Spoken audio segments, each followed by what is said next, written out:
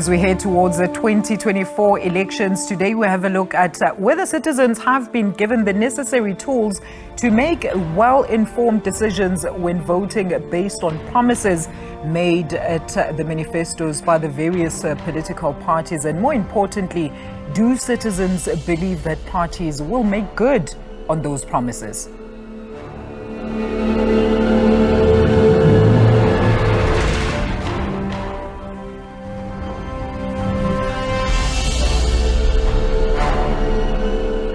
A very good morning and welcome to Media News and Society. I'm your host, Alicia Ntlantla-Jali. Now, this is a show where we take a look at the intersection between the media as well as you, the society. And of course, this show would not be complete without your input. So do give us a call, 011-714-0661, alternatively 714-0662, or use X using the hashtag SABC Media and Society. Now, this week, South Africa marked Human Rights Day amidst a flurry of local parties unveiling their election manifestos. And as we approach the 2024 national elections, are citizens informed about the various parties' strategies to enhance their well-being? And as a viewer, are you actively scrutinizing these manifestos to make a well-informed decision? Do you have confidence that your fundamental human rights will be upheld following all these promises and after the elections? Well, before we delve deeper into this topic, let's take a quick look at this insert. Our manifesto speaks to the basics, to say, address the very basic. The infrastructure must be maintained. You must have clean hospitals. You must have doctors in those hospitals. You must have nurses who are well paid and well taken care of. We say everybody should have access to health, but the NHI, as the IFP, we say it's a noble thing, but we must do the basics right, because you can't introduce an NHI in a hospital that does not have any facility to even implement all the good wishes that the NHI wants to achieve. You have to raise your hands so that we can extend our hands and pull you out of this mess, out of this deep hole of poverty, out of this deep hole of unemployment, out of this big hole of disaster that was created by the ANC. We will do this by investing in infrastructure that supports our key economic sectors. We will not rely on a collapsed state to grow the economy. Instead, we will establish public-private partnerships to strengthen crucial energy, communications, water, and transportation infrastructure. People are finding that the food costs more, and housing and healthcare, as well as energy.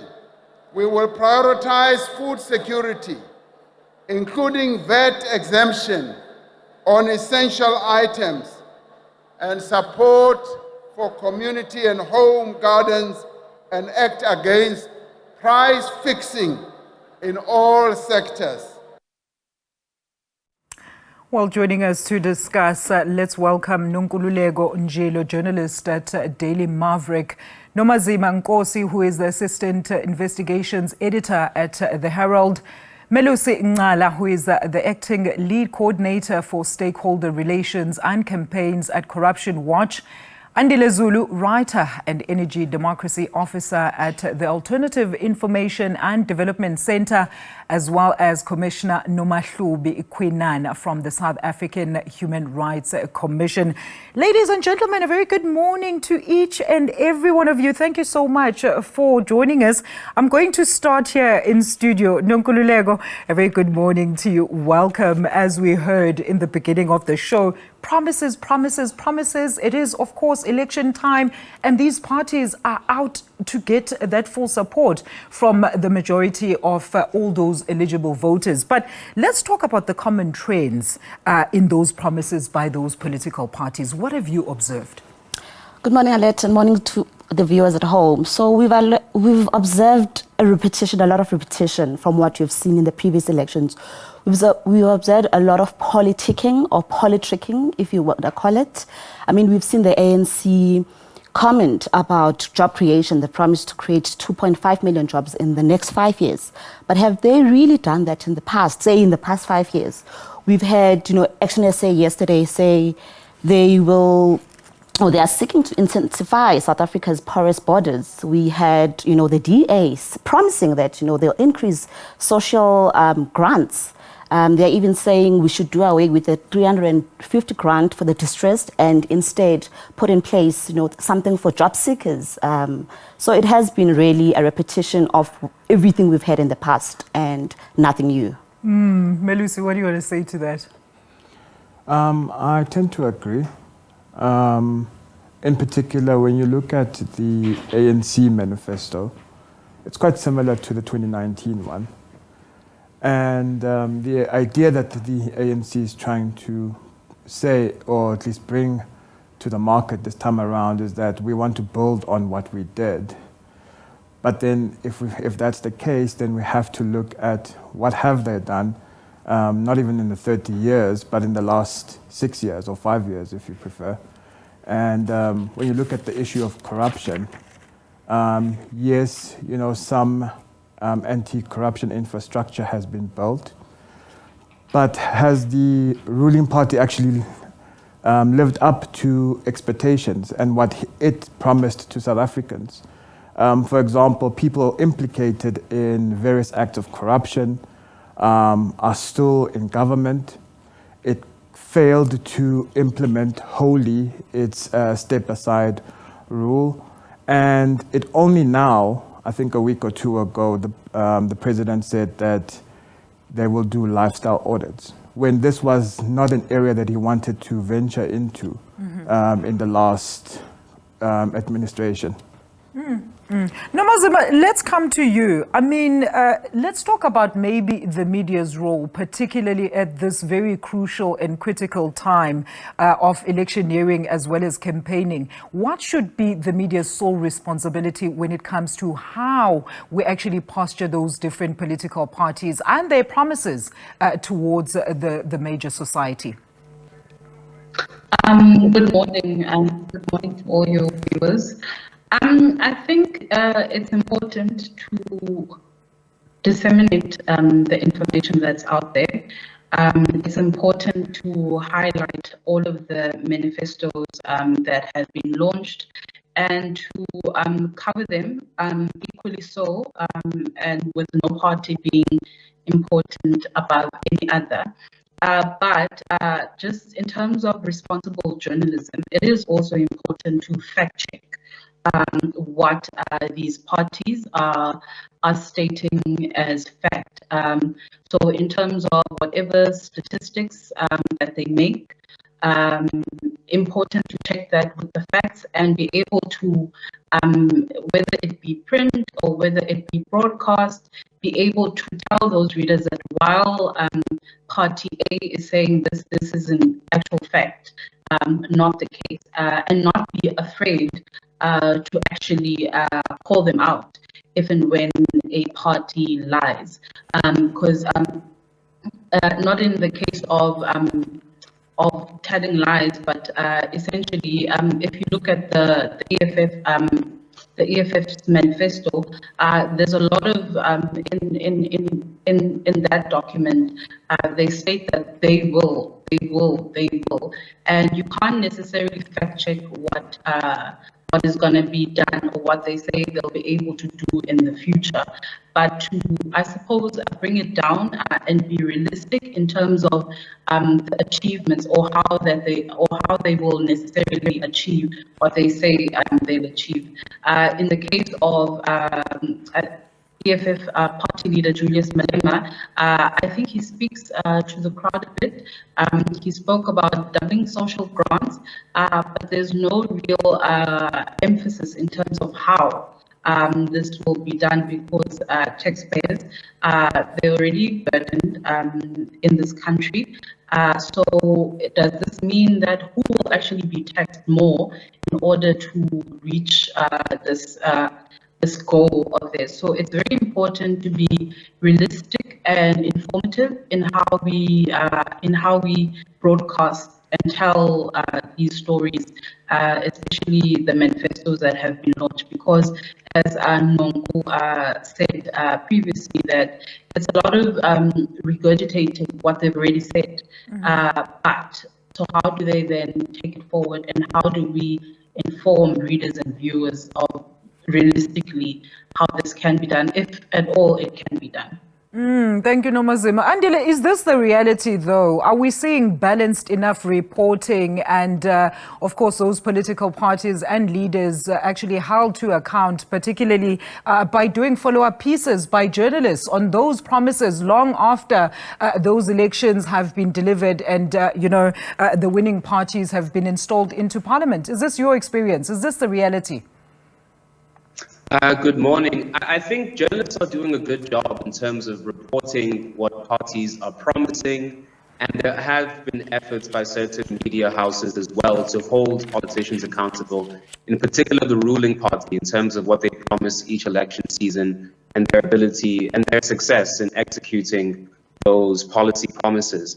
However, what I think is disappointing from mainstream media is a lack of interrogation into the mechanisms and the details of the policies. So what's been quite remarkable and disappointing from this election season is that most parties have a consensus and agreement about what's wrong: load shedding, mass unemployment, crime and corruption, as an example. But what has been profoundly disappointing is the lack of political imagination from political parties. Because if you investigate the majority of manifestos, the solutions that parties propose are not that distinct from each other. There is, for example, a lot of consensus on unbundling Eskom and creating a competitive electricity market. There's consensus on the inability for us to introduce, for example, a progressive tax framework. The state is low on money, and so there's certain things that we cannot do.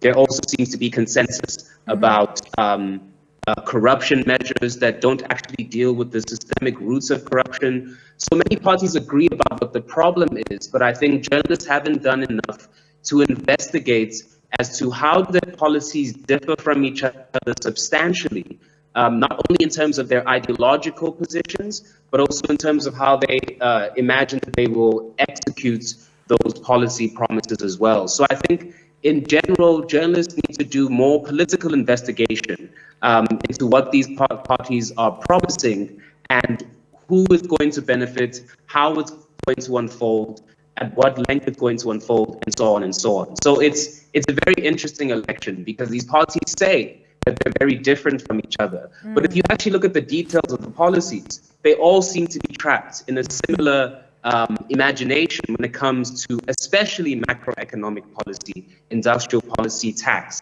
things that are quite crucial for us if we're going to be able to overcome the three-pronged crises of mass unemployment, poverty, and inequality. So I think we need to have a more robust political dialogue about exactly what parties are offering. Commissioner, good morning to you. Look, from a human rights perspective, I'm interested to know, do you think or feel maybe that there's a trampling of human rights when those parties actually do go out when they campaign and deliver their manifestos and make these various promises, and then at the end they do not fulfill them?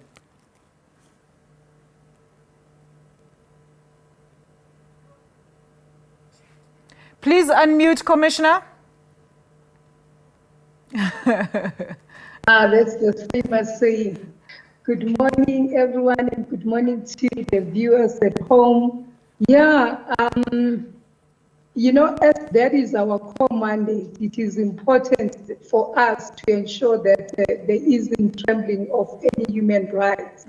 But when these parties go out there and they talk to their policies, as it has been said by both my panelists, it's really what they're just saying. These are the things that they are promising. But as to the implementation, what is never really it's not really alluded to when you look into it. So I cannot say that they are trembling. If anything, these are beautiful promises that we have seen, and these are in line with the Constitution. However, for us at the moment as a commission is to look at whether these are being fulfilled. And you will understand that that has been our core mandate, and that's exactly what we are doing to date. You know, and if one has to go there, then we'll unpack what is the situation. But as of now, just to say that their manifestos are not in line, that would not be correct, because it seems most of them, as Andy has said, they are talking the same language. They are really on the same page. Thank you. Thank you, Commissioner. Nonku, look, I mean, do you think media is partially to blame then in how parties are actually represented in society around this time? Do we give them more credit than what's due, basically? I do not think so, Alicia, and precisely because we have a responsibility to disseminate this very information. It is then up to the residents to decide whether or not or how they take this information that we are presenting. We are merely doing our jobs. And I think it would be an injustice if we took a decision not to cover these very parties and what they have to offer. And I mean, it's important for people to play a part, you know, to exercise that democratic right. And how do you then exercise a democratic right if, you know, the information is not laid bare to the table?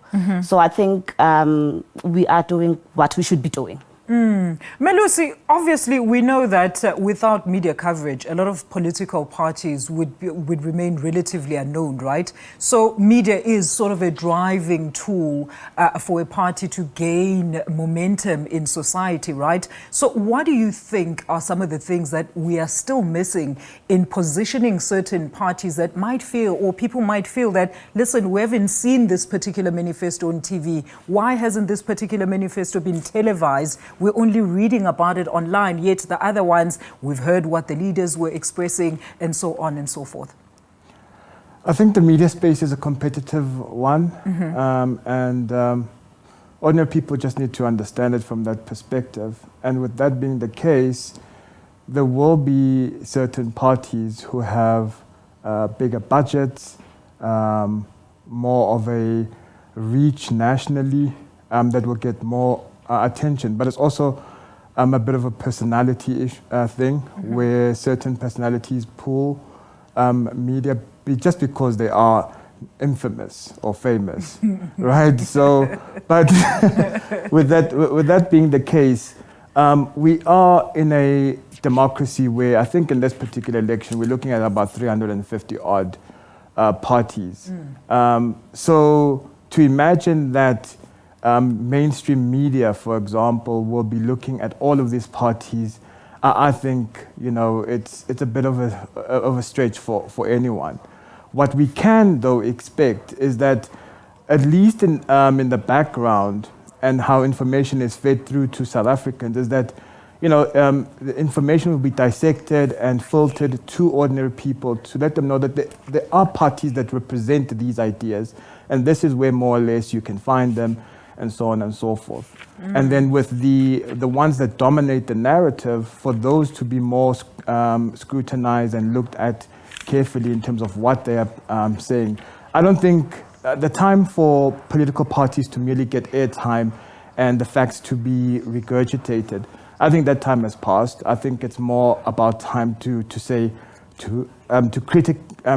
critically engage with what these parties are presenting to the public, and journalists need to ask those hard-hitting questions. They shouldn't let these politicians just get away with merely saying we will provide houses. You know, it's the how and when and what did you do before that matters. Melusi, I know we are about to let you go, so I'm just going to give you a follow-up question. I mean, with the recent developments around the Speaker of Parliament, Nosiviwe Mapisa-Nqakula, as well as the high crime in this country, talk to us about how these should be viewed by society, especially at a time where we need to be, you know, reimagining or basically saying that we re-envisioning who our future political leaders are going to be. What should society's stance be at this particular time when it comes to such issues that are coming out in the media? If people are despondent, I think they're rightly so. I mean, this government has been the subject of scandals time and again. So we shouldn't be surprised if yet another high-ranking official, just before elections, is at the center of another scandal. If anything, it's opportune because it's a reminder, because what politicians often do, they rely on the fact that people forget about their wrongdoings. And as a result, then, they go back, make promises again, and people fall prey to those promises. Here we have someone, a very important person who is a custodian of one of the three arms of the state. And people need to think about that. How is the ruling party reacting to this? Why are they quiet? Why are they taking a defensive posture when they say that they want to be hard on corruption or corrupt officials? And what makes the speaker feel so confident that she can put herself on special leave? These are all questions of morality, integrity, and honesty, which ultimately impacts how people should think about who they vote for on the 29th of May, because ultimately that's the government that you're going to have. If you're okay with your speaker behaving in the manner in which the speaker has, then, I guess we've got more trouble coming. I understand. I'm not letting you go just yet. In fact, I'm going to take a very quick ad break, and we're going to be back talking about election manifestos, the promises made to people. How does that impact you, the society? We're going to be back shortly after this. Do stay with us.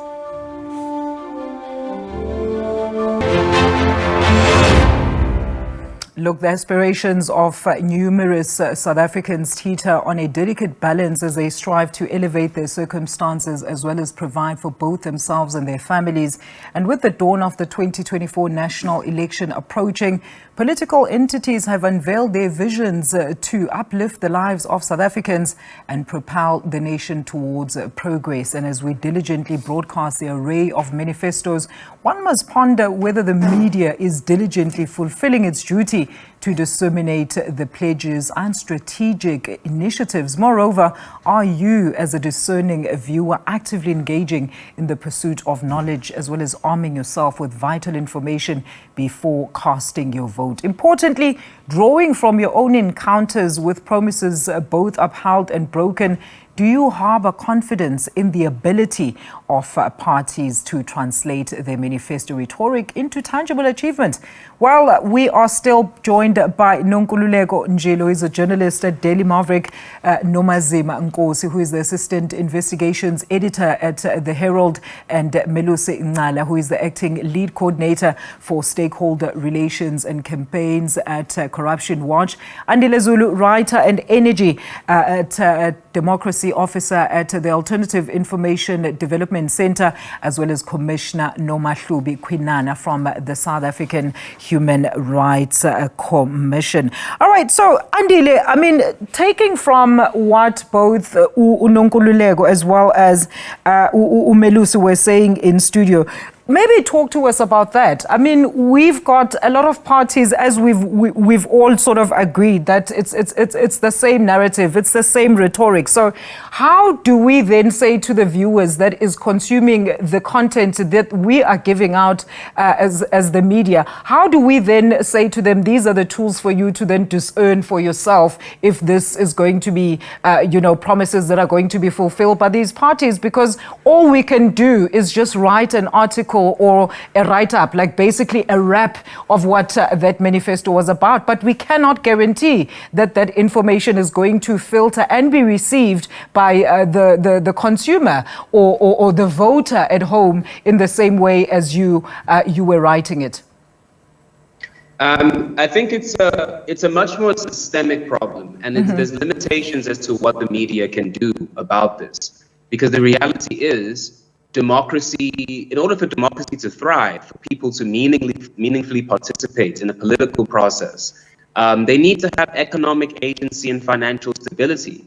The reality is, because of how pervasive unemployment and poverty is, most South Africans are firstly just simply struggling to survive on a day-to-day basis. And those people are exhausted by the prospect of having to deal with politics because they have to survive. And the second reality is, of course, is that if you're going to be an active participant, you need information. But if you live in a rural area where you're given subpar education, where you don't have access to the internet, where you don't have access to certain, so for example, I have the privilege of being able to have a laptop and Google a manifesto, download it, maybe I can go print it. I am lucky enough to have a job that affords me the time to do all of those things. Most South Africans aren't in that position. I think what we're facing is a crisis of democracy because of the economic stagnation that has led to the issues of unemployment and poverty.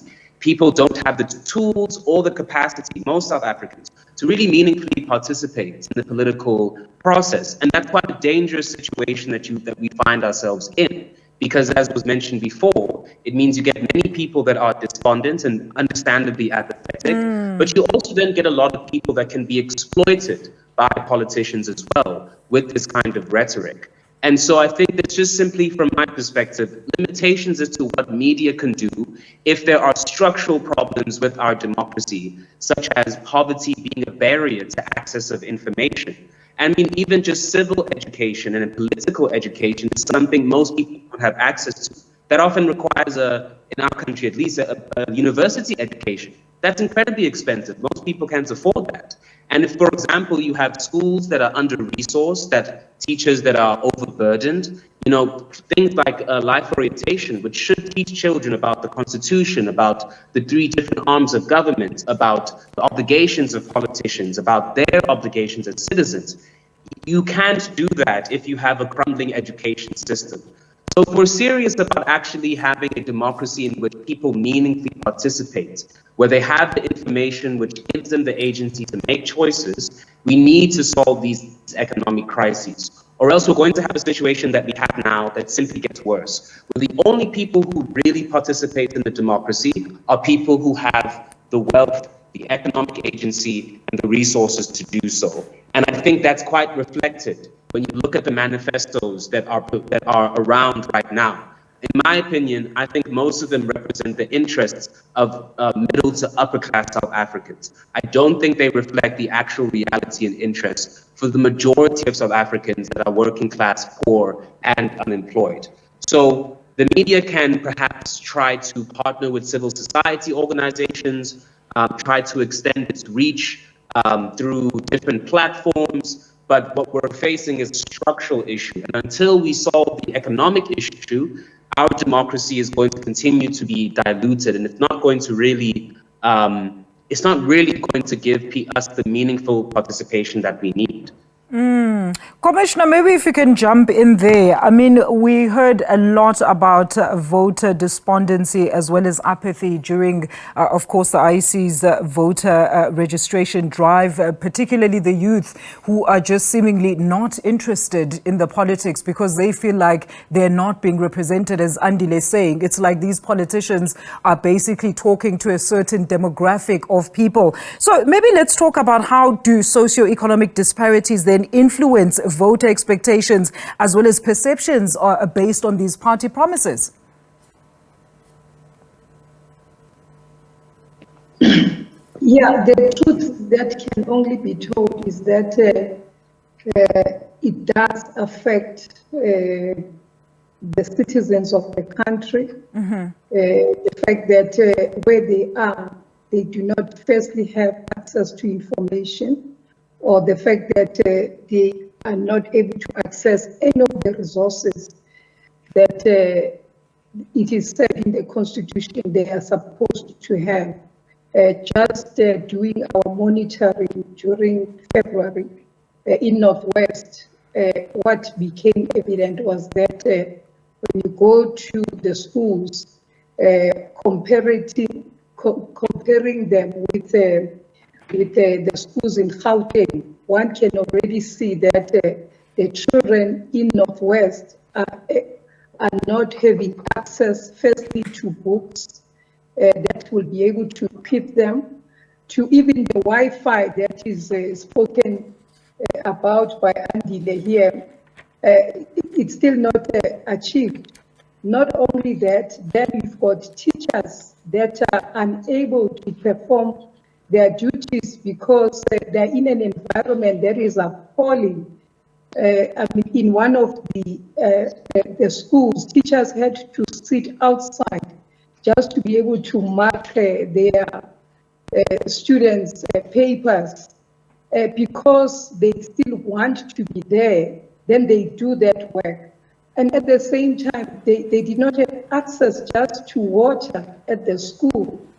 And they found themselves sitting, having to go actually to their homes in order to access toilets, which is really something that is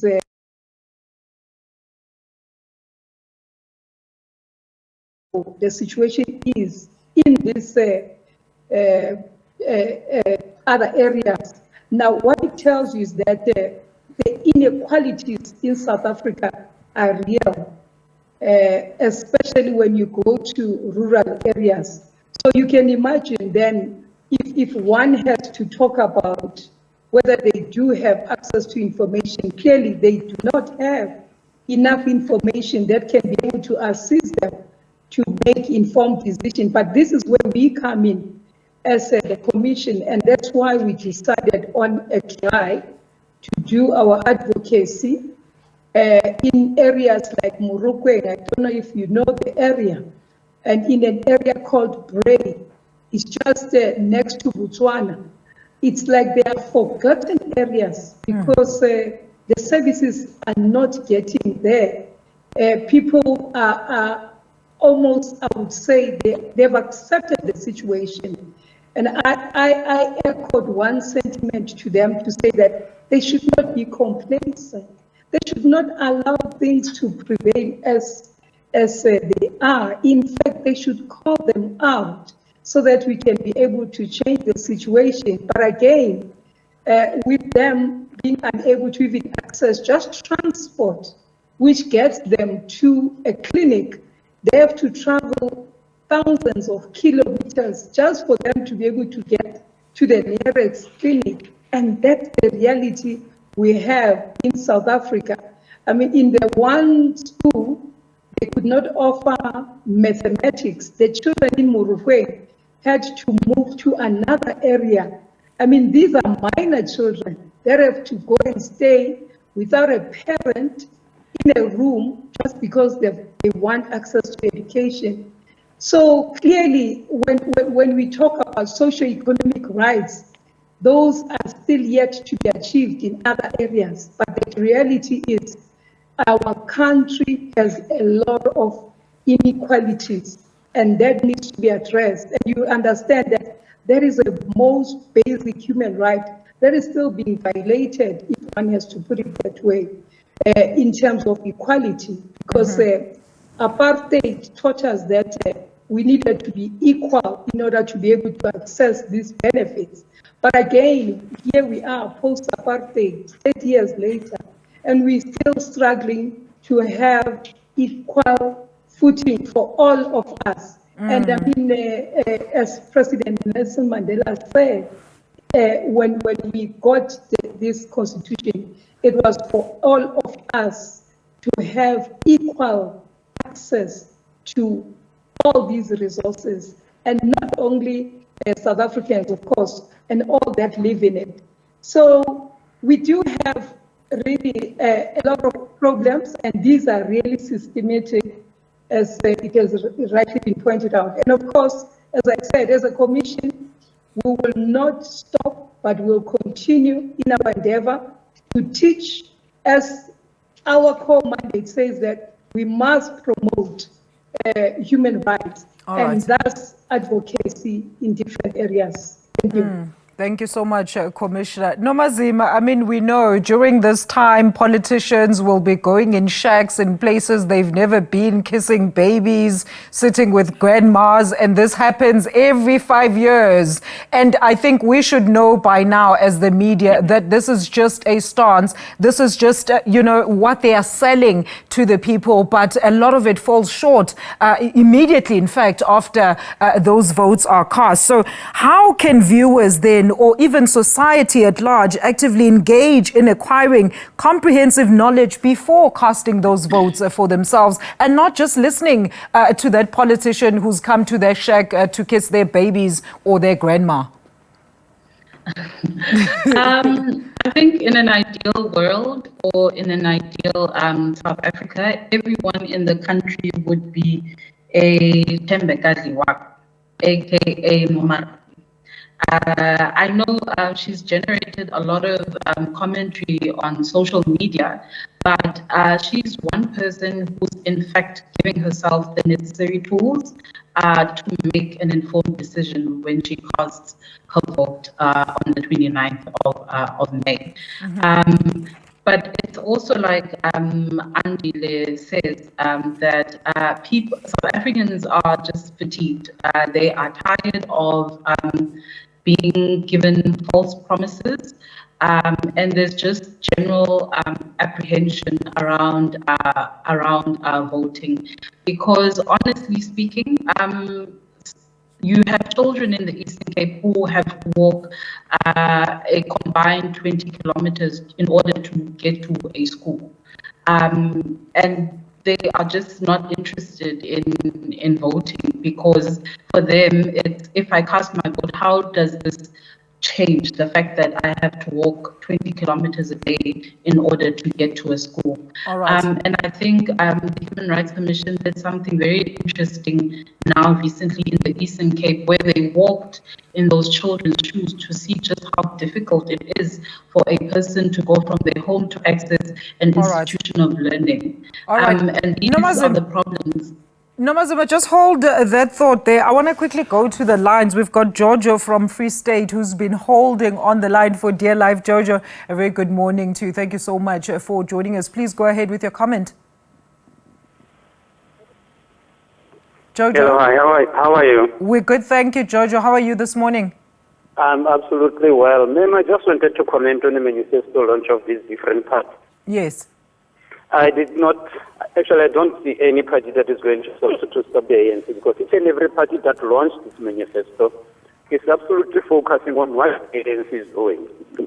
We do not have revolutionary parties like how we used to, pre-elections in 1994. But in essence of all, I'd like to thank the SABC for keeping us posted, about all the manifestos that have been launched. All right, thank you so much. Yes, thank you so much, Giorgio. We're going to get on to that point. I want Nomazima to quickly finish her point. Nomazima, please go ahead, sis. As I was saying, that in an ideal world, the most effective way for South Africans to actually know what's out there is to get access to these manifestos and read, because the only way in order to make informed decisions is actually if you know what is out there. And unfortunately, as the speakers have stated, that information is just not easily accessible, because either you have to have Wi-Fi, you have to have internet, or you have to have taxi fare in order to get to the nearest library, or to buy a newspaper, or to, pay a DSTV subscription in order to watch SABC. So there is all of these factors that hinder South Africans to make informed decisions. And unfortunately, I think it will be a case of them just placing an X on something they traditionally would do, instead of actually knowing that this party's ideals, or what this party's plans are actually in line with me, because I feel like South Africans want to vote for a party that addresses their daily bread and butter issues. And unfortunately, because of the lack of access to information, it'll just be a case of voting how I've traditionally voted for, and not necessarily I feel like this party aligns with my ideals. Very quickly, Nonkululeko, I'm about to let you go. Maybe your parting shot. What is your message to the media, particularly at this time, as well as the society, on consuming the content that we put out there during elections? Before I answer that, Alet, I just want to add to what Nomazima is saying and say, I think active citizenry is more important now than ever. And when I speak about active citizenry, I mean we need to do away with this thing of voting every 5 years. There's a whole lot more we can do on a ground level as well. We need to be participating in the IDP processes. We need to be, joining decision-making structures in our municipalities. We need to be attending council meetings, etc., etc. So the idea that there's not much people can do, or the confusion around who to vote for and why, I think it can slightly go down. And I think even the levels of despondency amongst the residents can also go down. And going back to the question around the media, I think we need to do more than what we are already doing. There is always room for improvement.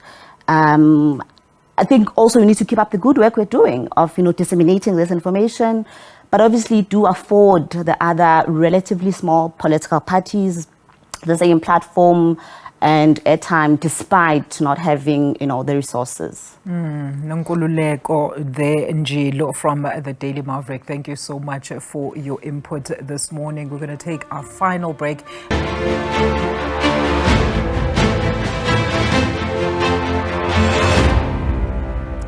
This is Media and Society. We are now on the final stretch of the show. So, Melusi, just, very quick one from you. We know the ruling party is going into these elections, hotly contested elections, by the way, sort of like wounded or mired with a lot of scandals. How do you then tell people that after 30 years, you're still promising them a part of your initial promises from 30 years ago when you first started campaigning? How do you then tell society, particularly as the media, to continue to trust the ruling party?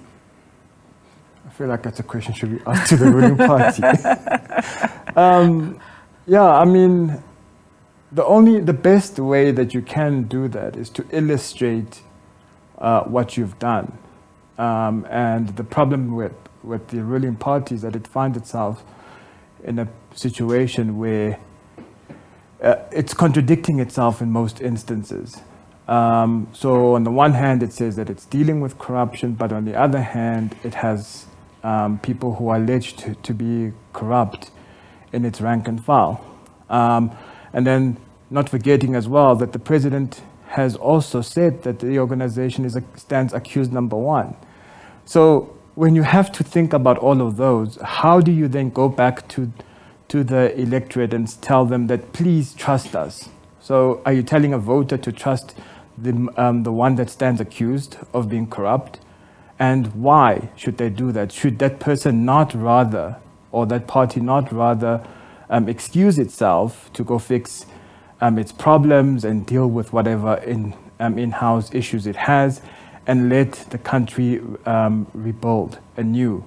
So these are the type of things that comes to mind when you hear the ruling party, the ANC, going to the electorate and saying that this is what we promised to do.